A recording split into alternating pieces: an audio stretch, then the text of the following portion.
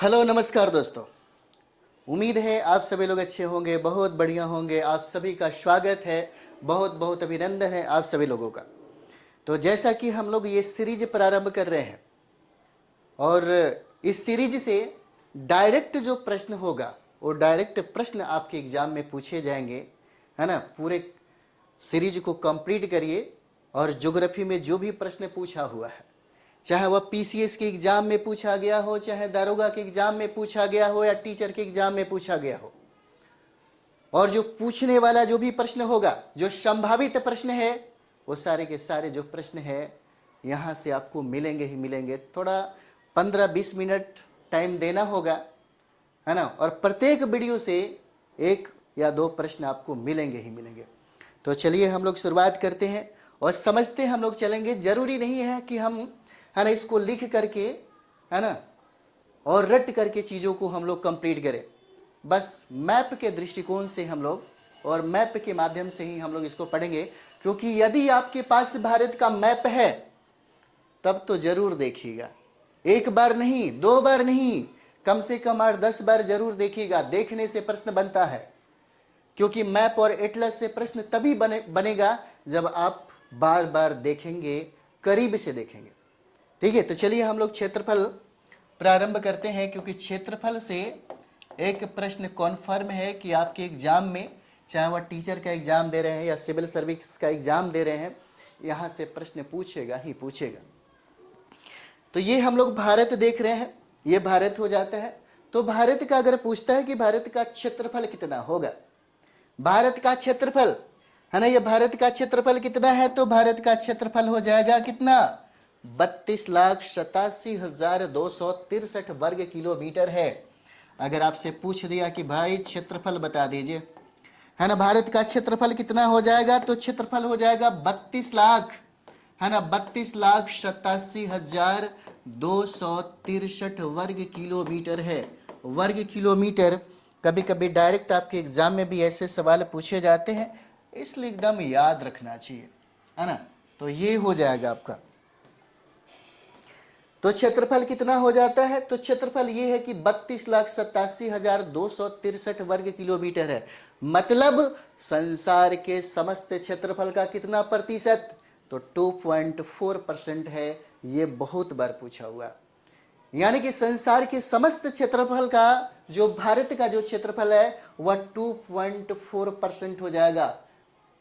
संसार के समस्त क्षेत्रफल का, है ना, संसार के समस्त क्षेत्रफल का कितना हो जाएगा, तो 2.4% हो जाता है। कई बार आपके एग्जाम में यह प्रश्न पूछा हुआ है ना, कई बार आपके एग्जाम में पूछा हुआ है।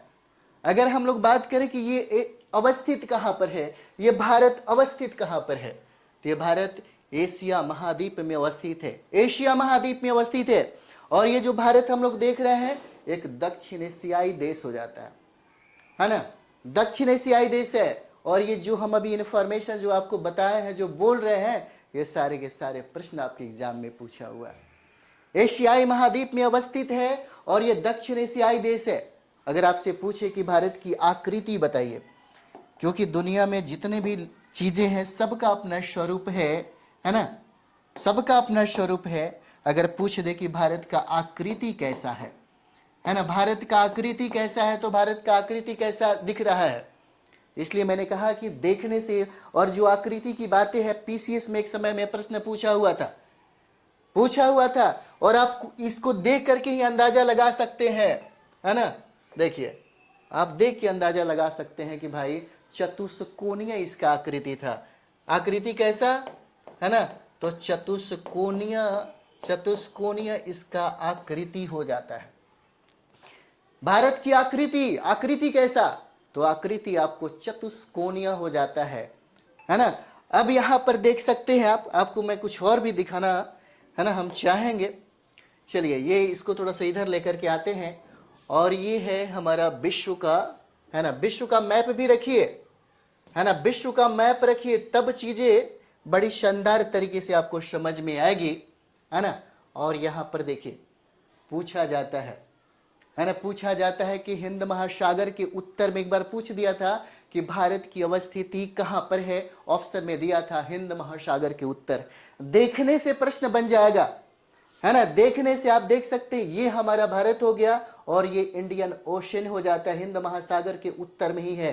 कहां पे है, तो हिंद महासागर के उत्तर में अवस्थित है भारत, है ना। भारत कहां पे अवस्थित है, हिंद महासागर के उत्तर में है ना, हिंद महासागर के उत्तर में हो जाता है।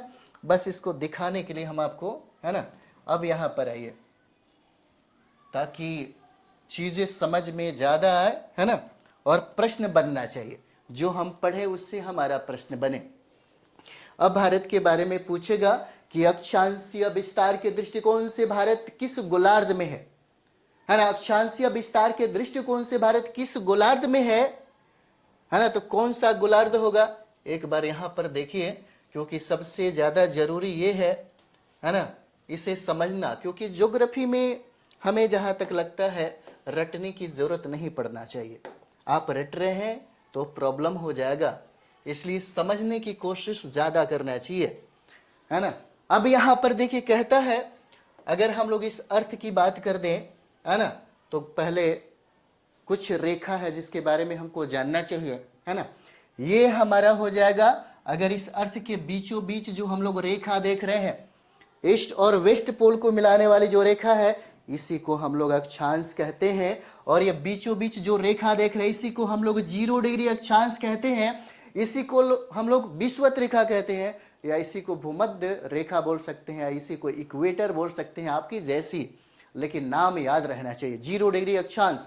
और ये जो गोलार्ध हम लोग देख रहे हैं, यही 0 डिग्री अक्षांश जो है 2 भागों में डिवाइड करता है, और ये 2 भाग हो जाता है, ये हमारा उत्तरी गोलार्ध हो जाएगा, है ना, उत्तरी गोलार्ध हो जाएगा, और ये हमारा दक्षिणी गोलार्ध हो जाता है ना, दक्षिणी गोलार्ध हो जाता है।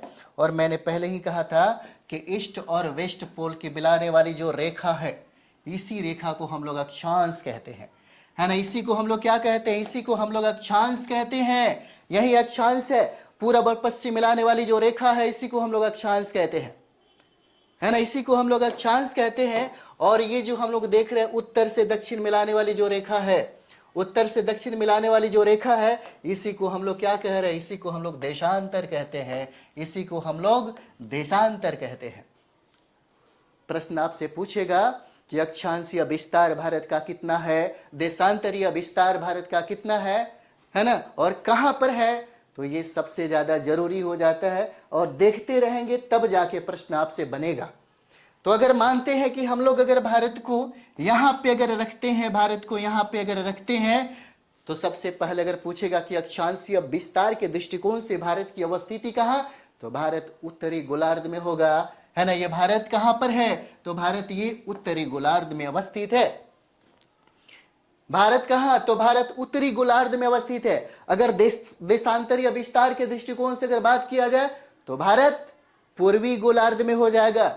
जैसे में ये देखिए, है ना, देशांतरीय दृष्टिकोण से बात करें तो ये पूरब हो जाएगा, और ये आपका पश्चिम हो जाता है 0 डिग्री GMT से, है ना। अगर उत्तर ये हो जाएगा पूरब, और ये हो जाएगा पश्चिम। देखने से अगर आपने रीजनिंग पढ़ा होगा तो डायरेक्शन आपको यहीं से समझ में आ जाता है ना। और ये हिंद महासागर आप देख रहे हैं, ये 0 डिग्री अक्षांश के बाद ये सारा जो सारा है, यानी कि भारत के दक्षिण में ये हिंद महासागर है ना। ये भी प्रश्न एक समय में आपसे पूछा हुआ था। अब यहां पर देखिए, जो भारत हम लोग देख रहे हैं, ठीक है, इसको मिटा करके आगे बढ़ते हैं। ठीक, ये जो भारत हम लोग देख रहे हैं मैप में, ठीक है, प्रश्न आपसे पूछेगा यहां पे कि भारत विश्व के क्षेत्रफल के दृष्टिकोण से, है ना, भारत का स्थान कितना हो जाएगा। अब भारत का स्थान देखेंगे हम लोग, है ना, भारत का स्थान, तो भारत का स्थान कितना है, तो भारत का स्थान 7वां हो जाता है ना, भारत का स्थान 7वां है। चलिए मैप के माध्यम से थोड़ा सा हम लोग समझें, है ना, कि भारत का स्थान 7वां कैसे है। कई बार पूछा हुआ आपके एग्जाम में, है ना। ये हमारा विश्व का मैप है, और आपको विश्व का पॉलिटिकल और फिजिकल मैप रखना चाहिए, है ना, विश्व का और भारत का ही। अगर आप एग्जाम बिहार का दे रहे हैं तो आपके पास बिहार का भी मैप होना चाहिए।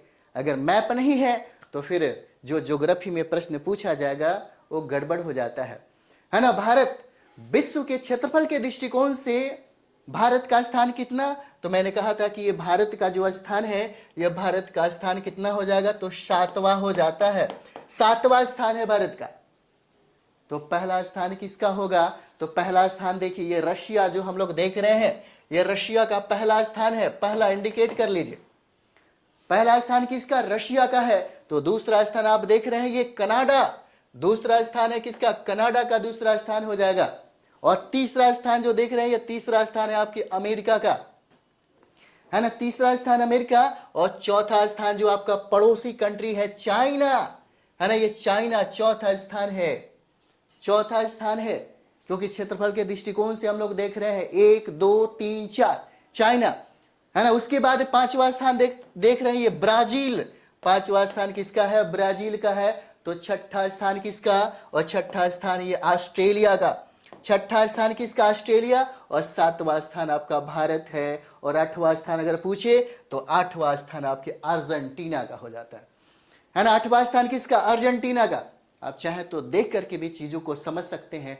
पहला स्थान, तो पहला स्थान देश में देखिए सबसे बड़ा क्षेत्रफल वाला, है ना, देश जिसका नाम क्या है ना, रूस है। उसके बाद दूसरा स्थान कनाडा का, और तीसरा स्थान अमेरिका का। चौथा स्थान आपका यहाँ पे कौन सा कंट्री है? तो ये हो जाएगा चीन। उसके बाद चीन के बाद ब्राजील का स्थान आता है। और ब्राजील के बाद हमारा जो स्थान आएगा, है ना, ब्राजील के बाद ऑस्ट्रेलिया, और ऑस्ट्रेलिया के बाद भारत, और भारत के बाद जो हम लोग देख रहे हैं, है ना, ये जो कंट्री हम लोग देख रहे हैं, ये है आपको अर्जेंटीना, है ना, अर्जेंटीना हो जाता है। अब यहां पर आए, थोड़ा सा इसको छोटा करो यार, है ना। छोटा करने के बाद यहाँ पे अब चीजें थोड़ा समझ में आएगा। तो चलिए इसको थोड़ा सा मिटा दें हम लोग, है ना। चलिए मिटाते हैं। अब फिर यहाँ पे आते, भारत को लेकर के यहाँ पे आइए, है ना, तब ज्यादा समझ में आएगा। ये हमारा भारत हो जाता है ना। ये क्या है? ये भारत हो गया। अब यहाँ पे पूछेगा कि भारत में संपूर्ण विश्व की कितनी आबादी निवास करती है? भारत में संपूर्ण विश्व की कितनी आबादी निवास करती है? तो संपूर्ण आबादी की, है ना, मतलब भारत में संपूर्ण विश्व की आबादी का तो 17.5%। कितना? तो ये देखिए 17.5% जो है, यह आबादी जो है, आबादी निवास करती है कहां पे? है ना, भारत में। हर एक इंफॉर्मेशन आपके एग्जाम के लिए बहुत इंपॉर्टेंट होगा, बहुत इंपॉर्टेंट हो जाता है। यानी कि विश्व में हमारे भारत का स्थान जनसंख्या के दृष्टिकोण से दूसरा होगा। दूसरा है भारत का स्थान, दूसरा हो जाता है जनसंख्या के दृष्टिकोण से। और ये जो आपका पड़ोसी कंट्री जो देख रहे हैं, इसका स्थान पहला है। पहला स्थान किसका हो जाएगा? तो पहला स्थान चीन का हो जाता है। और हम लोग अभी बात कर रहे हैं 2011 जनगणना के अनुसार, है ना, 2011 जनगणना के अनुसार हम लोग अभी बातें कर रहे हैं यहाँ पे, है ना। भारत में संपूर्ण विश्व की आबादी कितने निवास करेगी? तो 17.5% है। विश्व में इसका दूसरा स्थान है जनसंख्या के दृष्टिकोण से। और पहला स्थान किसका? तो पहला स्थान किसका होगा? वो है आपके, है ना, चाइना का। अगर हम लोग इस भारत के विस्तार की बात कर दें, है ना, अगर भारत में विस्तार की बात कर दिया जाए, जैसे उत्तर से दक्षिण की लंबाई कितना है, पूरब से पश्चिम की लंबाई कितना है भारत का, तो ये देखने से, है ना, देखने से भी चीजें समझ में आ जाएगी कि उत्तर से दक्षिण ज्यादा है कि पूरब से पश्चिम ज्यादा है ना। अब यहाँ पर देखिए, ये हम लोग मैप देख रहे हैं, और ये हो जाएगा उत्तर से दक्षिण, ये हो जाएगा पूरब से पश्चिम, है ना। उत्तर से दक्षिण ज्यादा है या पूरब से पश्चिम ज्यादा है? तो आपको भी देखने से पता चल जाएगा कि यार उत्तर से दक्षिण की लंबाई सबसे ज्यादा है ना। उत्तर से दक्षिण की लंबाई अगर हम लोग बात करें, उत्तर से दक्षिण की लंबाई, तो लंबाई कितना हो जाएगा इसका? तो 3214 किलोमीटर हो जाएगा। 3214 किलोमीटर हो जाता है ना, उत्तर से दक्षिण की लंबाई। अगर पूरब से पश्चिम की लंबाई अगर पूछ दे, है ना, पूरब से पश्चिम की लंबाई अगर पूछ दे तो कितना होगा? 2933 किलोमीटर हो जाएगा। 2933 किलोमीटर हो जाता है ना, पूछा हुआ है इसलिए हम बता रहे। एक बार पीसीएस में प्रश्न पूछा कि बताइए हमारे भारत में गांव की संख्या कितना है?